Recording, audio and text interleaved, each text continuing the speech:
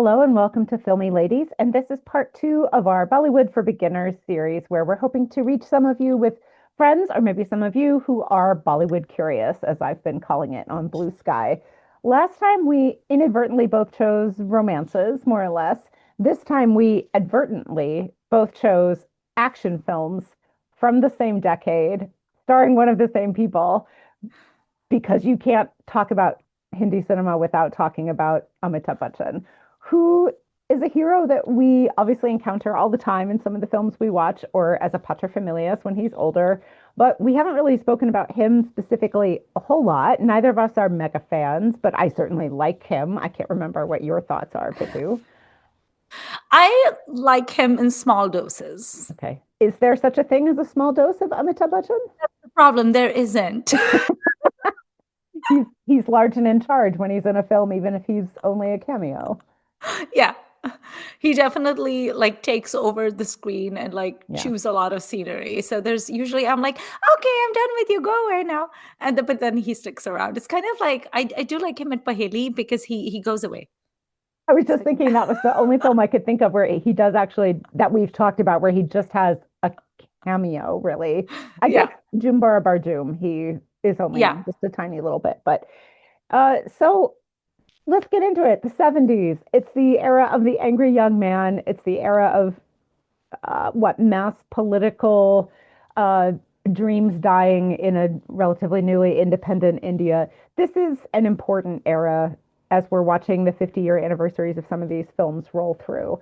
It's my favorite era, but I don't say it's important because of that. I just think like this is when a bunch of ideas really got cemented. It's when certain stars came about who are still important today, namely Bachchan, but some others as well.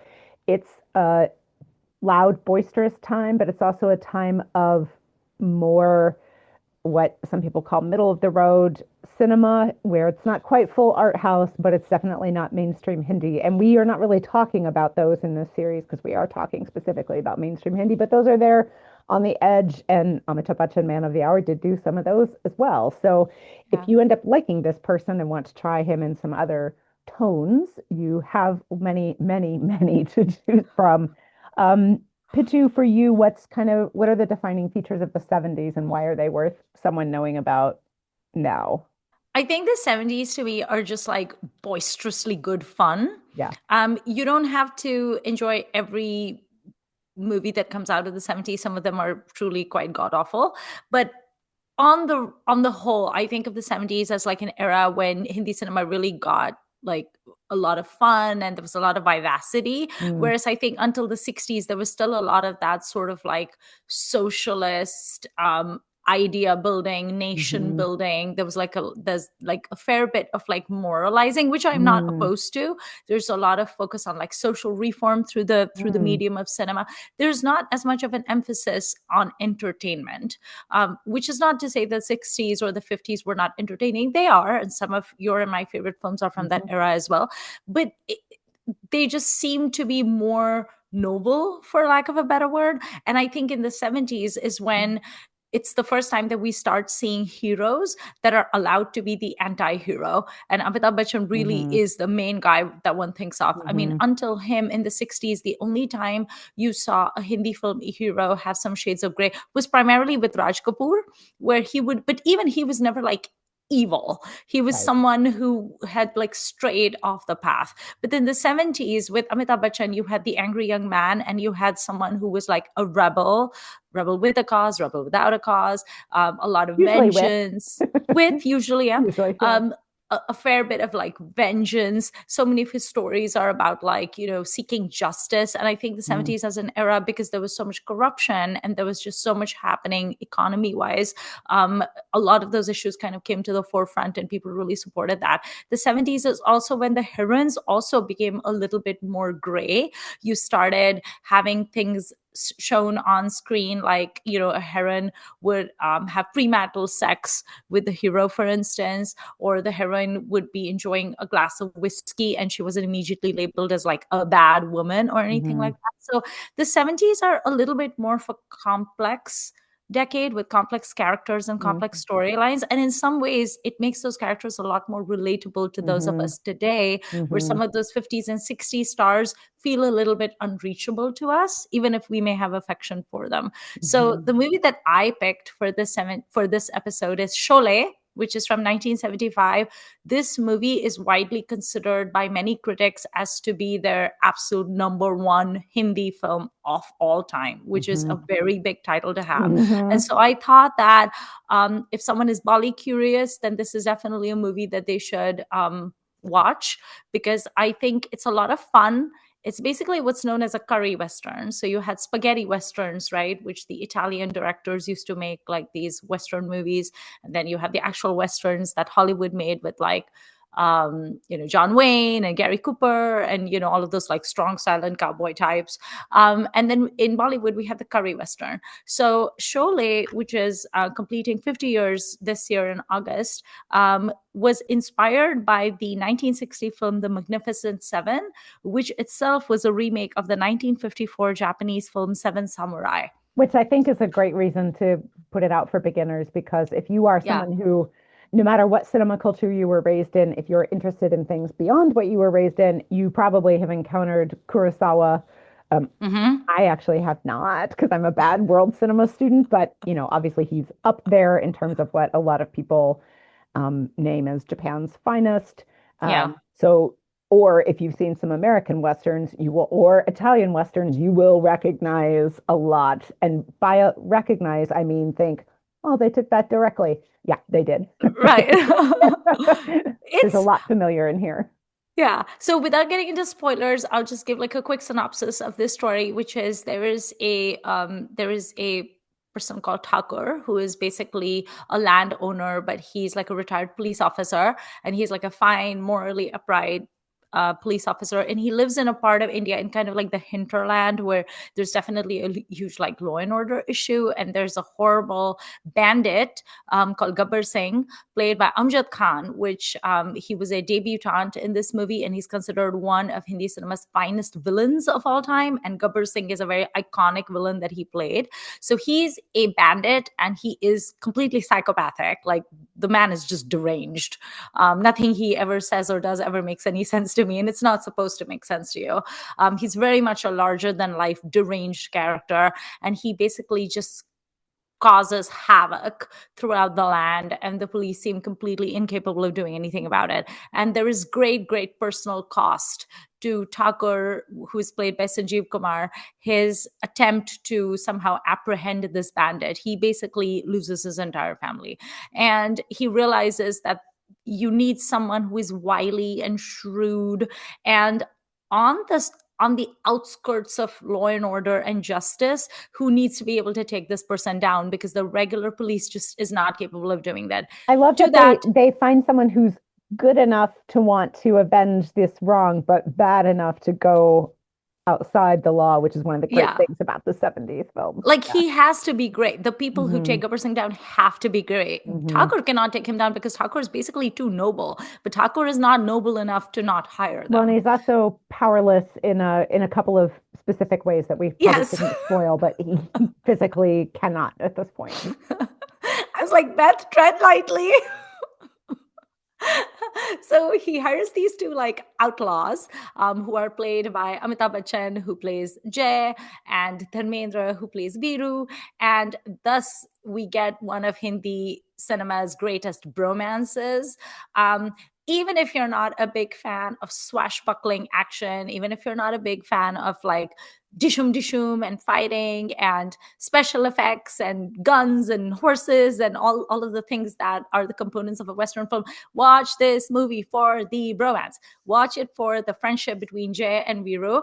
These people, these two friends who are ex-prisoners, ex-convicts, who have just been released and immediately go back to their wily ways and try to apprehend Gabbar Singh.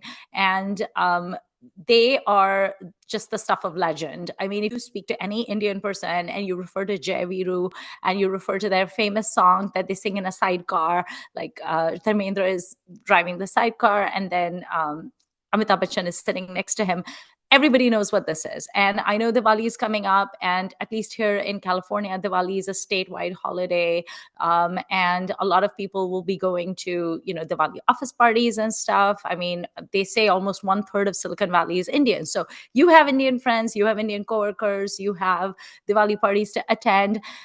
Your fastest way to break the ice with an Indian person is just to be like, you know what I did this weekend? And they're like, what did you do this weekend? And you say, I watched Sholay, and I really want to talk about Jaya and Viru, because automatically the Indian person you're talking to is going to become your best friend, because everybody knows what this bromance is about.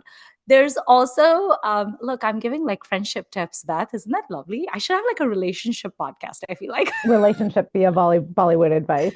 Yeah. I can be like an agony aunt. Pitu, how do I get a date? Listen, watch this movie, talk about it. How do I make friends? I'm you. Watch this movie, talk about it. This is my strategy to getting ahead in life. You want a promotion? Watch a Bollywood movie, talk about it.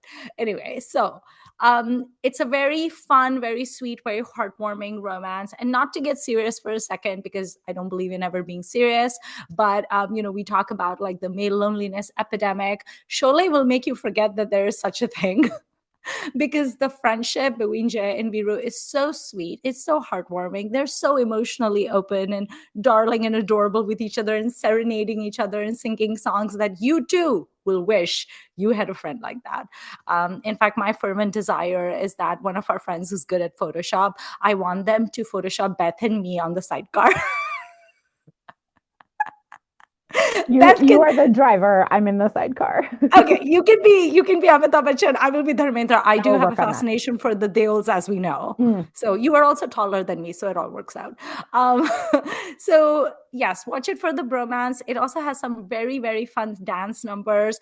I cannot talk about dance numbers without talking about this one woman, goddess, whatever you want to call her, that Beth and I absolutely love. And her name is Helen. She is one of the greatest dancers of Bollywood cinema, and she specialized in what we call cabaret numbers. And so if you are a fan of sequined, glittery, teeny tiny outfits and ostrich feathers and plumes and just like amazing Moulin Rouge style dancing, then you are going to become a diehard fan of Helen. And she has a really amazing number in the song called Mehbooba Hai Mehbooba, where she's wearing this like emerald green sequined number and she's dancing around a bonfire. And good golly, I've never desperately wanted to be like a hangers on more than when I watched the song. I desperately wish I was actually Jalal Aga in this video and I was like playing the tambourine while Helen is dancing. There's also two heroines in this movie. And what is interesting about this film is that Amitabh Bachchan, who is like widely considered one of the biggest superstars of Indian cinema, he formed a power couple with Jaya Bachchan, who is one of the actresses in this film. And she is also his on-screen lead, his on-screen romance in this film. And then Dharmendra, who was a much married man with two children, had an affair with Hema Malini, his co-star, and she is also his romantic lead in this movie, and they also formed a power couple. So this movie is also interesting because you get to see these two very famous superstar couples and their acting together on screen, and you can really see like the chemistry between them. So this movie is a lot of fun for a lot of reasons. There's a lot of cathartic payoff in it. I would say as far as action films go, this is not a particularly like super gory movie. I mean, admittedly, my stomach for action is like, I have a lot of moral fortitude where gore is concerned, but I don't think this movie is one that's really going to make a person flinch too much. Beth might disagree. Oh, well, to me, what I love about the action in this movie is generally most of the time it has a real emotional heft to it. Yeah. So I do flinch, and it's not because it's gory, but it's because the fact that someone is being vengeful and violent. So it's not just, it's not what you see, it's why you see it kind of thing. And I give it a lot of credit for that. Yeah, there's a lot of tension in this movie, and it really helps that the villain is truly unhinged in every sense of the term. And I think what makes Amjad Khan's performance as Gabbar in this movie as the villain is so interesting is that you can't imagine what he's going to do next. He's so unpredictable, and that's what makes him such a great villain. He's not just like a straight and narrow, like, I am a bandit because I am greedy. It's not like that. There's something wrong with him up here, and that's what makes him unpredictable and kind of deranged and crazy, and some of the stuff he does, it just keeps you guessing. There's a huge sense of tension in this movie because you just never know what's going to happen. The stakes are really, really high. The ending of this movie personally makes me very, very sad, and I always cry. I think it's a very courageous ending. Would I have wished for it to be a happy ending? Yes, but I think I like the fact that the director didn't pull any punches. Yeah, it's gray like most of the rest of the film. The Yeah. whole movie is great, which is funny because visually the Mhm. movie is actually very colorful. It even has one of the most popular like holy songs of all time. Mhm. But it's really just a very gray movie Well, throughout, but it's tremendous fun. it's like the place where this movie is set is so traumatized that there's only so much happiness that could be wrung out of anything that happens there. Yeah, Like I think the ending is as happy as it could reasonably be. And while there are yeah, many things in this movie that are fantastical and suspend disbelief, as mainstream Hindi cinema loves to do, as do many mainstream cinemas, it's not specific to Hindi cinema, like this one, you know, is really careful with that, I think. yeah. And special mention to the writer duo of this film. This is the very, very famous Salim and Javed team. So it's Salim Khan and Javed Akhtar, who are very big names in Hindi cinema in terms of their script writing, in terms of dialogues. Javed Akhtar is also like a bona fide poet, and he has written the songs for many movies as well. They put together this script, they wrote the dialogues, they've written the screenplay. I mean, this movie would be nothing if it was not for Salim and Javed. And also Ramesh Sippy is the director, and he's done a phenomenal job as well. And the version of Sholay that I saw is like the most digitally remastered version that they made for the Mm. 50th anniversary. So the colors really pop. They really put in a lot of effort. They've done a really good job. It's actually like an extended cut. So what I saw is almost like 3.5 hours long. But I suppose you could find like the 3 hour version somewhere else. But don't. Huh? But But don't. don't. No. Watch it, watch the whole thing. Yeah. I think it's just, I mean, I think as Westerns go, this is just a lot of fun. And one thing I really like about this Western, as opposed to, I've seen a lot of Hollywood Westerns, like I've seen stuff with Gary Cooper, with John Wayne, I've seen Clint Eastwood. And one thing that I always find lacking in Westerns is I feel like, especially Gary Cooper would play these guys whose vocabulary was limited to, yep, nope, howdy, and all right. And Yeah. that's it. There's no dialogue. There's no you have no sense of who this person is outside of their very like crusty and curmudgeonly exterior. And what I love about this film is, yes, there are some crusty and curmudgeonly people in this movie, specifically Thakur, who has reason to be the way he is. But I love that our lead heroes in this film, Jay and Viro, are very emotionally open and really sweet, and their friendship and the way that they talk to the people that they care about, they actually have an incredibly high emotional quotient, and that really makes the movie for me. This movie would be nothing for me if it weren't for their bromance, honestly. Mm. So watch Sholay, and then go accost random Indian people and tell them how much you love it, and then make new best friends, and then come in the YouTube comments and thank me for increasing your social circle. This is my pitch for Sholay. I want to add two things about Sholay for people who are coming to it without an Indian context. So one is I do think it's fascinating how much praise the writing for this movie gets, given that it is significantly copied from other things. But also, do we use the word copy, or do we use inspired by, or do we use remix, or do we use adapt, or whatever? But I feel that this film is put forward often as an original work, and I Mm, don't think that's fair to everything that came before it. Even a Hindi film just a few years prior, also starring Dharmendra, right? So this film is is an exceptionally amazing example. It's something popular Hindi cinema does a lot, which is like remix. It takes things right. from all over and remixes them in a new way. So they do become a creative work. I don't know if I want to say an original work. Like, Right. and I can be argued with about this, and like, what proportion is what, and you know, Right. um, and this is in an era where it's a lot harder to access foreign things Right. than it is in 2025, when we can all look up and Google whatever we want and just watch it without leaving the table where we're sitting. But so Sholay is a masterpiece of creation for sure, but I think that that's really interesting, and that also includes some of the music. So Mehbooba, that Pitu mentioned, is Mm, a copy in a significant right. way. So and it is not credited. That's also part of it. Like, and if Hmm. you come from the culture that I come from, which I know some of the people listening to this will, but not everyone, so I don't want to assume, but like That's plagiarism. Right. And Hindi cinema for a long time, and even some now, does not care about that. And Right. it's not a factor. And as you can tell, even as someone who's watched Hindi cinema devotedly for 20 years, I'm not over that yet. Right. I find the conversations about it that I have seen to be lacking. I feel like there's a whole Right. lot of interesting conversation to be had about that. I'm sure there are many PhD theses, especially about this movie, because it is Right. so beloved. But you can really appreciate how different ingredients come in and are, you know, changed, adapted, remixed, recombined, built on all these things, and very much appreciate that as well, which I do takes a lot of ingenuity for sure. I'm not saying this is not Right. creative. It's just not, there's not, it's a lot of things that already existed, which is fascinating. Right. And many art forms do that, right? So again, I'm not trying to say bad Sholay makers, but like Right. part of I think the conversation around Sholay needs to be made more complex. Right.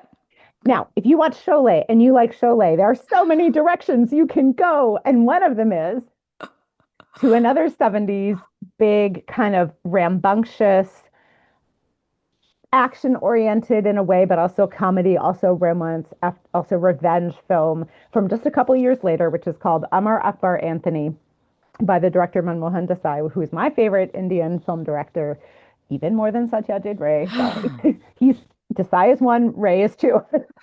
I'm glad you said that while I wasn't sipping my tea because Oh, I I for know. sure would have choked. Spill the tea.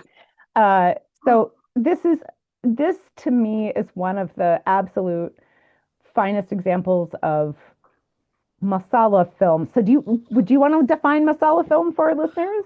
Oh gosh, such a hard thing to do. Okay, so masala is a very like it's a meta concept. It's not even like a movie concept, it's a meta concept. Mm. So Indian people love to do this thing where we will take something that we personally find very bland, which is everything, and then we add a whole bunch of spices to it, and then we make a completely new creation that is far more suited to our tastes. So for instance, a lot of, like, to give you just a small example, a lot of Chinese people fled the country of China like decades and decades ago, and they all landed up in Calcutta because the borders were a lot more porous and stuff.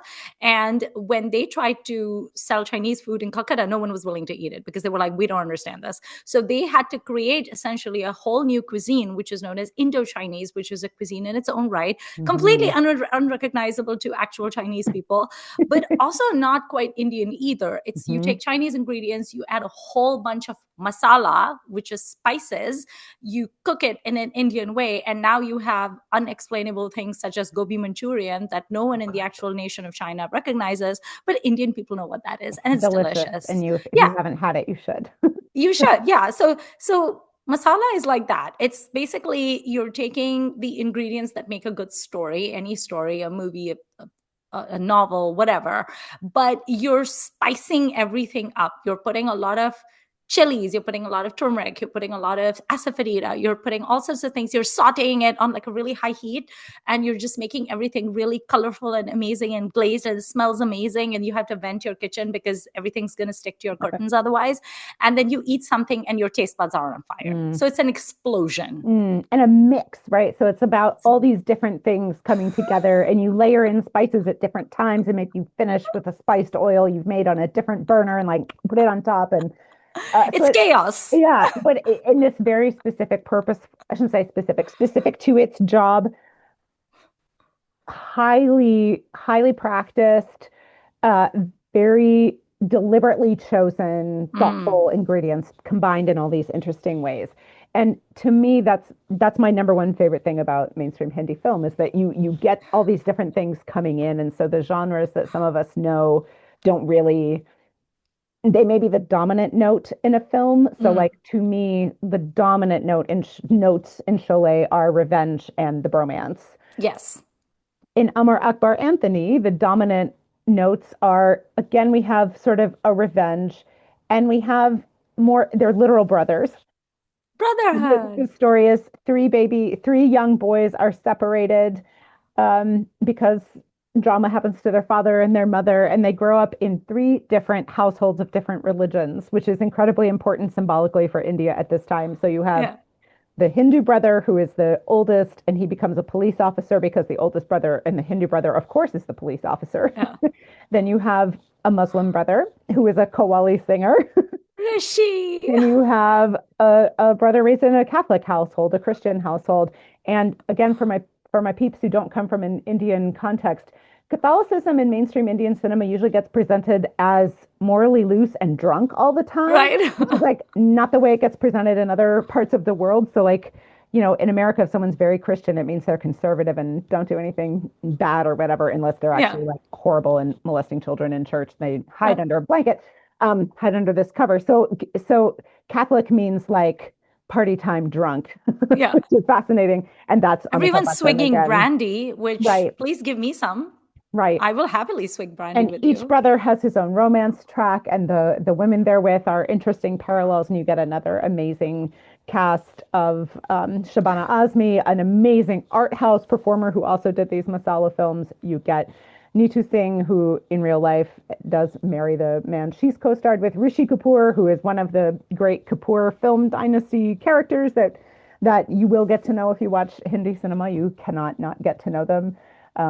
And Amitabh Bachchan's partner is Parveen Bobby, who is an amazing of these 70s heroines that Pitu was talking about, who gets to be more gray, who gets to wear short skirts, not be demonized for it, who gets to have Mm-hmm. fun and is still the heroine of the film. So it's just this amazing mix. But the thing that I think will speak to many people about it is as the world becomes more globalized and more diverse in more places, the idea of we are together even though we are different is and could not be more important. And this film really puts that forward. And the name of the film is the name of the three Yeah. brothers whose names represent these different faith traditions in which they have been raised. Mm-hmm. So it's this communal, this putting forward of diversity but unity. We can all get along. We will choose to do it. We will fight to protect other people who are different than we are. And we will join only by joining forces can we restore order and can we defeat villains. Yeah. Which, when I say it like that, sounds kind of simplistic and whatever, but movies are always like that, right? And also, Yeah. boy, that sounds nice. And Yeah. pinpoint It's very sometimes. commercial. Yeah, it's very it's this amazing message of hope, but also with some of the simmering anger that's present in Sholay too. I think that there is this recognition that you don't always recognize who people are, and people can be bad without you knowing, and disguises may be necessary even though they are evil, and you know, all these kinds of things. So it's just a wonderful, wonderful film. Again, amazing music with different people getting to do different kinds of songs, lots of humor. Some of the humor is very physical, so don't worry if you're thinking, I don't have Indian cultural context, so I won't understand the jokes. Believe me, I know that feeling, but I think most of Amar Akbar Anthony is pretty accessible. Yeah. Especially if you've just listened to this little preamble that I've given you. You can read a ton about it online if you want. It's also a very beloved movie. And when I meet someone from India, but it's not, it's like a doctor or someone that I'm not going to have like an extended personal casual relationship with probably. And they ask me, oh, you watch Hindi movies? What's your favorite movie? I usually name this one because it's my favorite type of movie and everyone has seen it and they're all like, huh, because it's Yeah. 20 years old, you know. And it always, like Sholay, it is one that everyone will have seen or has some opinion about, and you can talk about it. And it will introduce you to many different musical forms, which I think is a lovely thing, as does Sholay. Like that you Hmm. said, the cabaret or the item number is really important there. And you get, you have a qawwali here, the kind of Sufi music used in a really fun way. So like it's a great tour through, again, things that I think mainstream Hindi cinema does really, really well. And in my experience is uniquely good at. Hmm.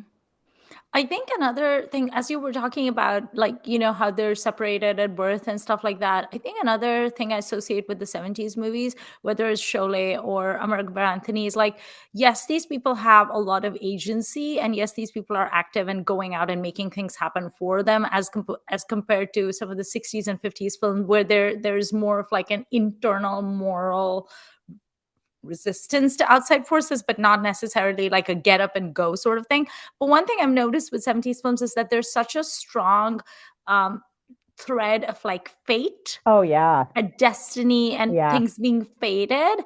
And I think in some ways that it also is comforting and takes you along for the ride, because even when like quote unquote bad things are happening on screen, you kind of have a feeling like it's all kind of going to work out in the end anyway, because it was Hmm. all destined. Hmm. And I think that also gives it like a more like a heartwarming kind of a Hmm. feeling, maybe like it's okay, we're all just puppets on a stage. Well, and And it's a way to have hope when things are so chaotic all around you, right? Like yeah. I mean, genuinely, I'm as atheist as they come, and I wish I believed in a fate.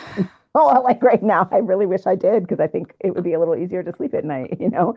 Yeah. Yeah, that's a great point. That fate, and this director returns to that idea a lot, as do some other directors.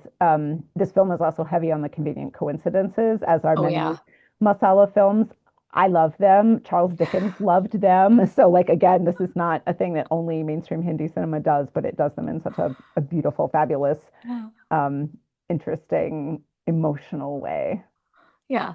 And I think the other thing that is interesting about Amar Akbar Anthony to me is like the really amazing chemistry between Oh, the three yeah. actors, Yeah. right? Like with Amitabh, with Rishi, with Vinod Khanna, you can see like the affection that they Hmm. have for each other, which I don't feel like it's being faked, because if it's being faked, then they're really, really amazingly good actors. But you can see the warmth between them. You can see the warmth even in Sholay. And I think some of that camaraderie, I think, is part of why these movies are so beloved, because they really sell the emotional angle. Hmm. Right?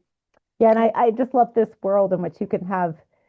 I'm sure some people would not call Amar Akbar Anthony an action movie, and that's fine by me, but there's definitely a lot of fighting in it. Yeah, there Not is. like huge bombs and that kind of fighting. It's more mano a mano kind of stuff. Um, but yeah, that's definitely a part of the mix in this one. And our friend, the late Todd Statman, actually wrote a book called Funky Bollywood, which talks, I believe both these films are in his book, and it's very much about the 70s and 80s action films that he loves so much that do have incredibly funky music in them a lot. And like, Right. do you want some bell bottoms? We have got the movies for you. A great. Also, all the fun visual I mean, we effects. haven't talked about the fashions in these movies. Obviously, Yes. Sholay, because people are in a small village and they've traveled there. Some of them, someone's a widow. So, like, there's not a ton of like fun fashions in a way, but what there is fun. But like this movie, you've got so many characters and they're all wearing different, like Yeah. the 70s looks good in these movies. I love actually Rishi Kapoor and Neeta Singh's outfits at Amar Akbar Anthony are so iconic, because they are, first of all, completely outlandish and no one actually wears that stuff. But it's funny, and it's like all the fluorescent and the neon greens that both of them have worn, and especially that Rishi Kapoor wears. Like his entire styling in this movie is just like bananas, but it's great fun and it's so Hmm. iconic. Like you can show an Indian person a picture of Rishi Kapoor in one of his like neon or like bright yellow outfits from this film, and they know exactly which movie it is, right? Like he didn't tend to dress like that in his other films. And then Parveen Babi's like red flamenco dress, oh my god, I love the flower in her hair, so pretty. So yeah, Amar Akbar Anthony has really good fashions. And then I would say with Sholay, I found it interesting that both Jay and Veera are basically wearing denim, Yeah. with like little stars on it and everything, which denim in the 70s in India was very hard to find, because Mm. any and all denim in India would have been imported from America. And because it was not an open economy, that it would have been very tariffed, a word that we have now come to use a lot.